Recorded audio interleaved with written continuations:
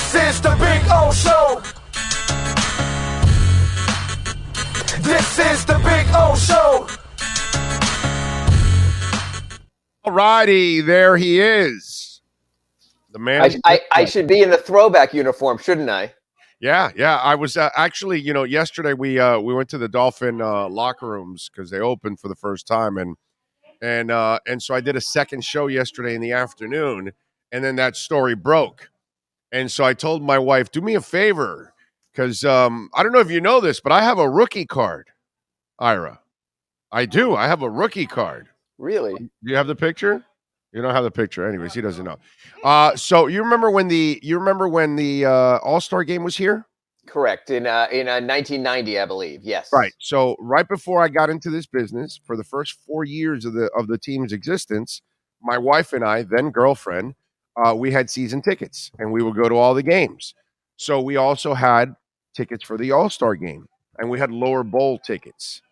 And so we were right at the basket. It was awesome. We were I think 25 rows up. So we had this great view and everything. And so that day, and I had the aisle seats, the 1 and 2 seats. And that day, early in the first quarter, I noticed that there are 2 seats empty, in the 4th row. My same seats, 1 and 2. And I go, honey, let's go down there and we'll sit there. And if they kick us out, we come back to our seats. Our seats are right up, no big deal. So she always does what her stupid husband says, or boyfriend then. And so we go down there, we sit down, and then, we're there in about early second quarter. I think, oh man, I'm loving life. I'm going to stay here in the 4th row. I get a tap on the shoulder and I look up, and I had to look way up, dude, because the guy's head was almost hitting the roof of the arena. It was Mark freaking Eaton. Sure.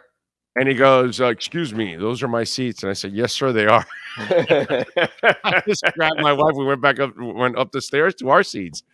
And so I'm glad we went back to our seats, because there's a all-star tops card of David Robinson where he's shooting a shot, and Barkley is elevated to David's, peak, trying to block the shot, which is actually an amazing shot, because if you know the height of Barkley and the height of Robinson, it's an amazing feat by Barkley because he was an amazing athlete.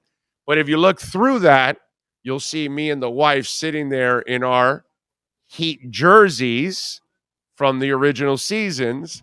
And I think I'm wearing my Cycli jersey, and I think she's wearing the Glenn Rice one, because I had 3 of those original jerseys, but we had them in black. Right. I had the Cycli, Billy Thompson, and Glenn Rice jerseys. That's what I'm thinking, and I wrote this in my Ask Ira today, is you look at the numbers in those old jerseys, and to see Victor Oladipo with number 4, no. That's Ronnie Cycli. That's right. And to see Dwayne Dedmon in 21, no. That's Kevin Edwards. And to see Gabe Vincent in number 2, no, that's Rory Sparrow.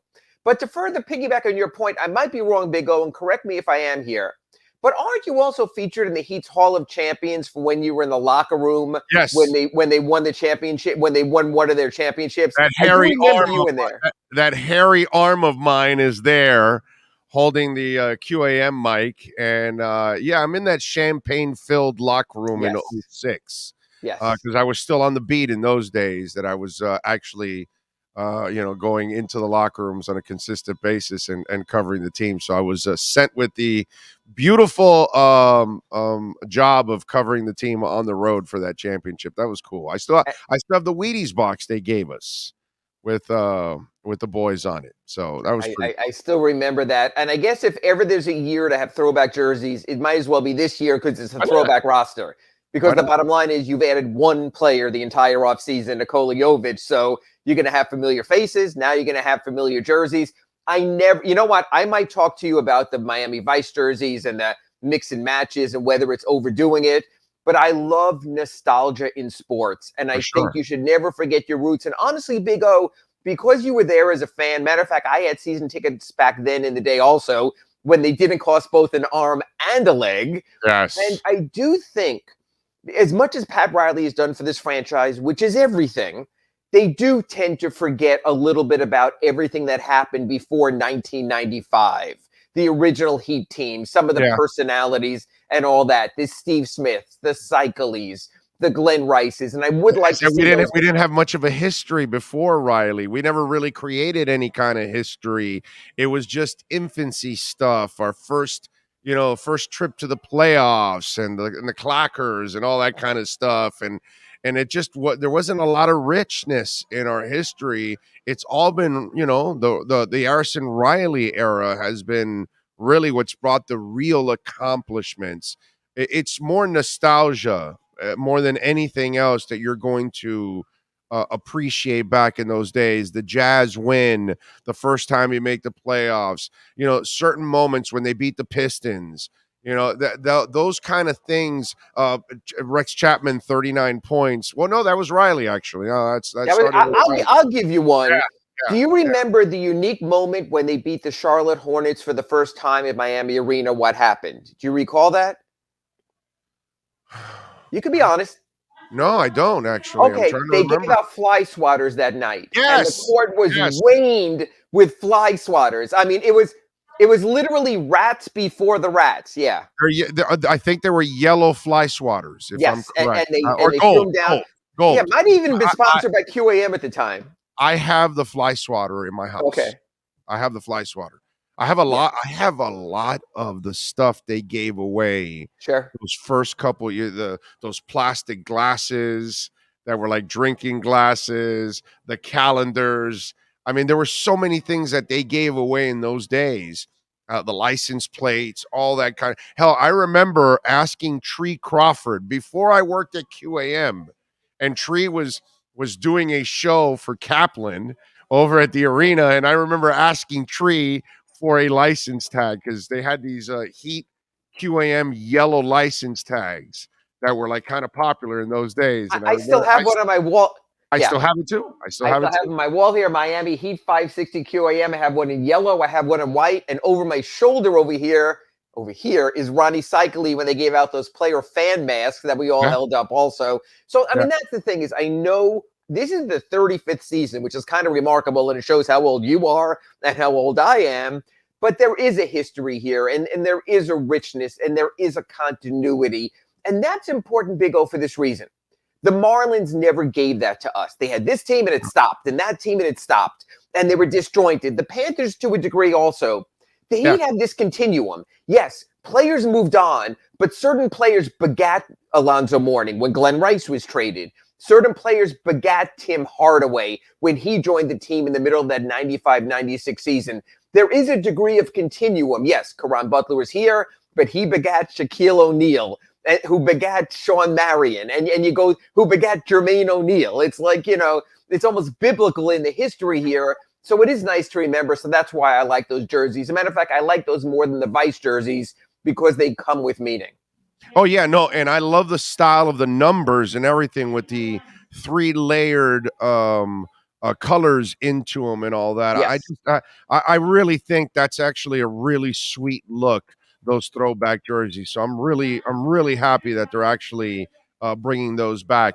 Ira, to ask you a little NBA story that I was kind of laughing at.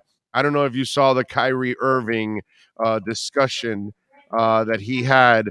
I think it was uninterrupted. Yes, that's what it was, uninterrupted. So he was on uninterrupted, and in the show he says playing with Bron and playing with KD within our culture, they are true icons.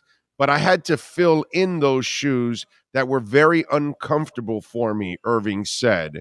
What do you he goes, the tool I choose to use as my paintbrush is my basketball when I describe myself as an artist. It gives me an opportunity to do whatever I want.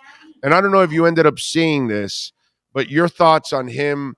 I guess I don't know if it's I think it's more being uncomfortable being the second fiddle to those guys, right? It's kind of it is also, but what always gets me about Kyrie is your greatness should sell your greatness. Exactly. And instead, Kyrie keeps telling us how great he is. And Big O, I'll give you an example.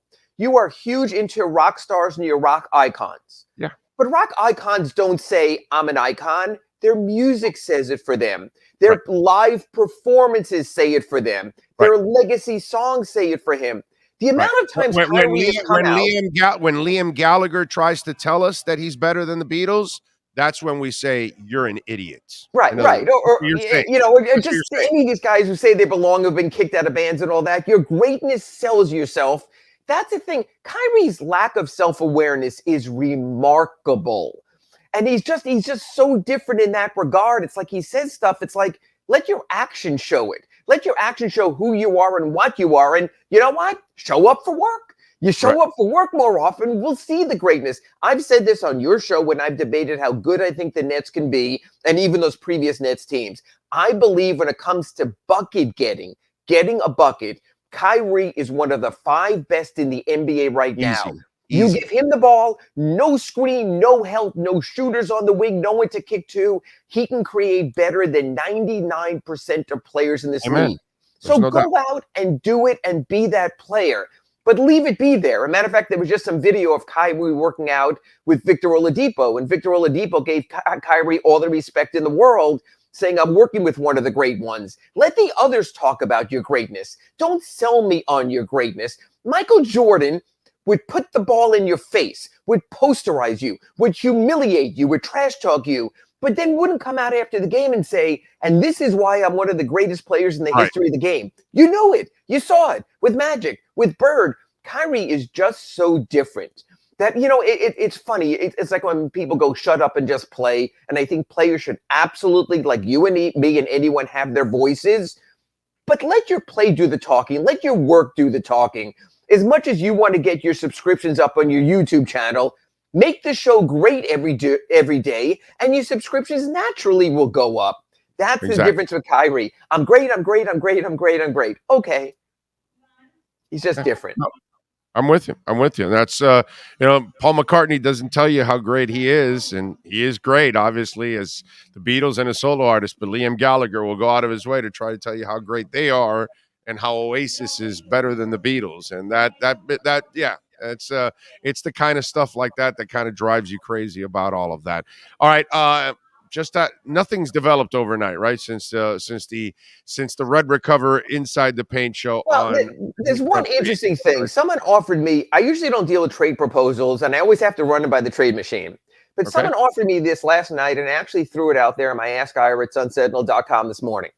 The reader made a really good point. He says, for the Heat to get a deal done, it likely will have to be a 3-team trade. They simply don't have the draft assets that Utah wants for Donovan Mitchell and someone else. So he offered me this trade. I'm going to run it by you.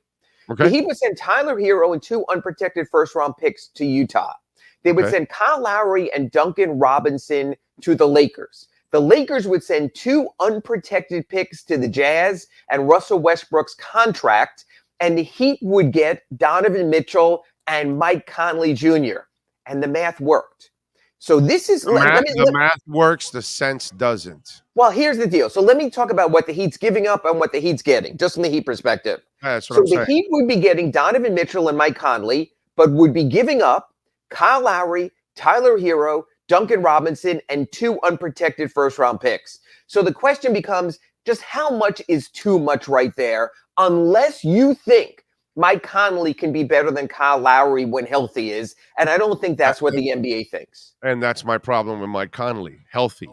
And he is unreliable in that sense. He's been unreliable for a long time, and that's a big-ass contract to take on. Same as Kyle Lowry's, actually. It runs the same way. I like Donovan Mitchell, but he's a slight upgrade over Tyler Hero. He's not an incredible upgrade over Tyler Hero. Tyler still has room to grow, whereas I think Donovan Mitchell has plateaued, and he's really good. I like Donovan Mitchell, but man, giving up all of that, I have a problem with that. You know what this reminds me of? The Knicks have to do it because they have to do it. They have to do it because they stink. Yeah, because they have to do it. The Donovan Mitchell thing reminds me of our good friends over at Acura Pembroke Pines when there was a time there weren't a lot of vehicles in stock. Now they've restocked. You can take your choice in everything.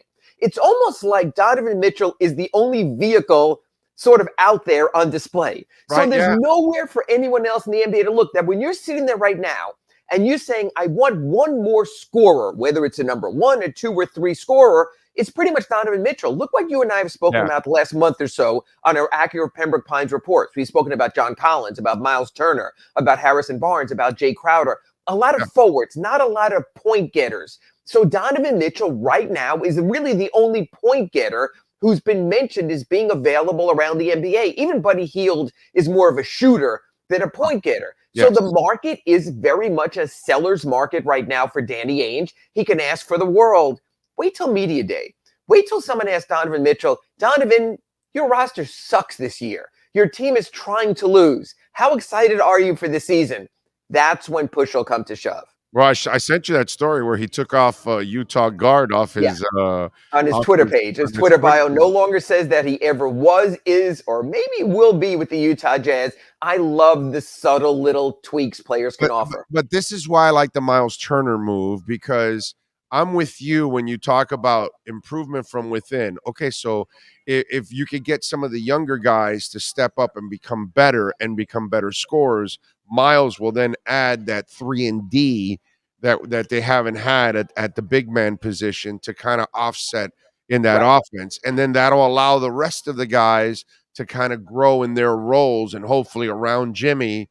And I'd rather take my chance that way than give up everything. And I like Donovan Mitchell, but I don't know if that makes me a championship team.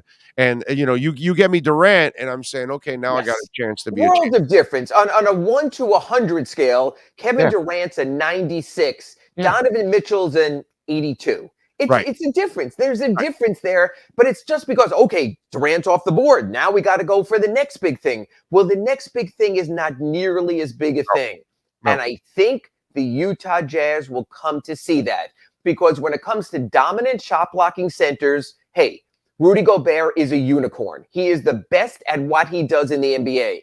Donovan Mitchell is not the best at what he does of any of his NBA skills. He's not the best scorer, not the best shooter, certainly not the best defender. He's not an A-list on any of his categories like Gobert was. I think Danny Ainge will come to realize that. And I can't see putting a player like Donovan Mitchell through the type of 18-win season that the Jazz are looking at. Yeah. And listen, the Knicks are the perfect, trade partner for them, because they're so desperate as a franchise to become relevant again. They're willing to do anything. So he knows he has the Knicks already hook, line, and sinker. Sure. He's trying to wait for somebody else, but there's nobody else that's going to get suckered. And that way we can see Donovan Mitchell during the play-in game the second week of April with the Knicks. Okay. Right. Yeah. All right. What are you working on the Sun Sentinel so folks can check you out this week? Just posted a story. The NBA really eased the COVID regulations, just like the NFL and other leagues have. And for the Heat, that's a big story for this reason. Remember last year when the Heat couldn't even get 8 players in San Antonio? They had to postpone that game. They brought in Mario Chalmers and Chris Silva, and they had to just bring in anyone and everyone to fill out the roster. The NBA basically has said, if you're vaccinated, no tests. They also said something interesting. They're allowing non-vaccinated personnel back around the team. So I think some of the faces you might have seen on the Heat bench in previous years that were missing last year, there'll be a lot more support personnel in place also. Basically, not to go with the old Army phrase, but basically the NBA's rule this year is don't cough, don't ask. If you're not showing symptoms, just get out the hell out there and play basketball. And now to get in and out of Canada, you no longer have to show that you have a negative test. That's where Spo got stuck the last week of the season last year. So things have eased. They're going to see how it plays out. Last year was the first 82-game season in 3 years. They're moving forward. And after what the Heat went through last December, God bless Kyle Guy, but you'll see more of their regular roster. Every player who ended last season on the Heat roster was vaccinated. They've only added one in the offseason, Nikola Jovic. And for him to have gotten in and out of the United States in traveling for Serbia before the draft, it shows that he's vaccinated also. So the Heat are in a good place when it comes to physically being ready to start the season. Hey, listen, most of us are vaccinated. The virus is watered down. It's not that big a deal anymore at this point. So, yes. Right. Unlike Kyrie, you can't say it's the best virus ever. I agree. Yes. And Sean and I and the C-Man will be in the locker rooms this year. So we'll be back in there also. So the show is also hitting the road in basketball, not just football. So we'll be there. We're looking forward to that. And we'll take some pictures of my hairy arm holding shutters. Yes, exactly. All right, follow him on Twitter at Ira Heatbeat. Catch his work there at the South Florida Sun Sentinel and catch him 3 times a week here doing his thing exclusively right here on the platform. Ira, as always, thank you. Have a great weekend, working man. We'll catch you twice next week on Acura Pembroke Pines Reports and our RedRecover.com Inside the Paint Show, 9 a.m. next Wednesday. Thanks, Big O. You got it. Ira Winderman will be wearing the construction man's uniform in the Village People now. That is your Acura Pembroke Pines Miami Heat report.